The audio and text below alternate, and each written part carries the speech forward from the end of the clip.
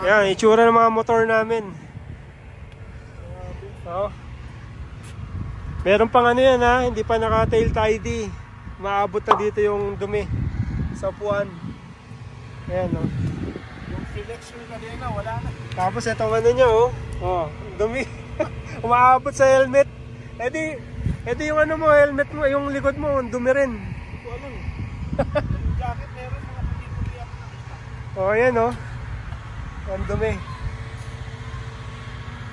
Yan, abot dito yung dumi. Wala pang tail tidy yan ha. Oh. So i-imagine niyo na pagka naka-tail tidy kayo. Oh. Yan. So ito, flex ko lang talaga yung kalkal pipe ko na enjoy ko. Yan. The best talaga. Shout out ARG. Na pala itong sa'yo eh. Daya mo. Oh. Pero Naka-extend pero yun, nababawasan lang yung dumi dun sa ano. Di ba? Walang dumi yung radiator oh. okay, Pero na. dito meron oh. Pasok pa rin. Pasok pa rin eh. Bilis mo kasi yung patakbo. Ayan oh, dumi. Dahil mo Oh. sa akin oh. Ayan. Okay. Lalo na kung magpapatail tidy kayo tapos abutan kayo ng ulan. So kawawa yung OBR nyo kung meron kayo OBR. Ayan. Dahil kasi umaabot hanggang helmet yung putik. Ayan no.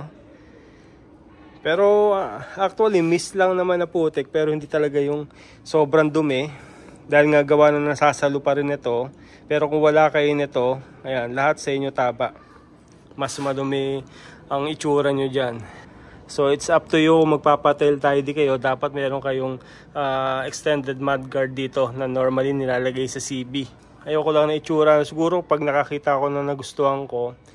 So parang instead of yun, eto na lang. Hindi ko muna ito tatanggalin. Ayan. Iwas natin ito. Ayan. Pakadumi. Ayan, grabe. Ay nako, malaki trabaho to. Normally kasi ako yung naglilinis. Masipag naman. Kayang-kaya naman natin to. At meron naman tayong pressure washer. Ayan. Importante kasi naka-pressure washer para yung mga sulok-sulok, no? Kasi sa motor ang daming sulok-sulok eh. Kaysa sa kotse na buong frame lang. Ito kasi marami siya oh, na kailangan mo talagang masuot ng tubig. Saka dapat meron ka rin dryer. Parang yung hangin para madry siya. Takpan lang natin itong butas para hindi pasukan ng tubig.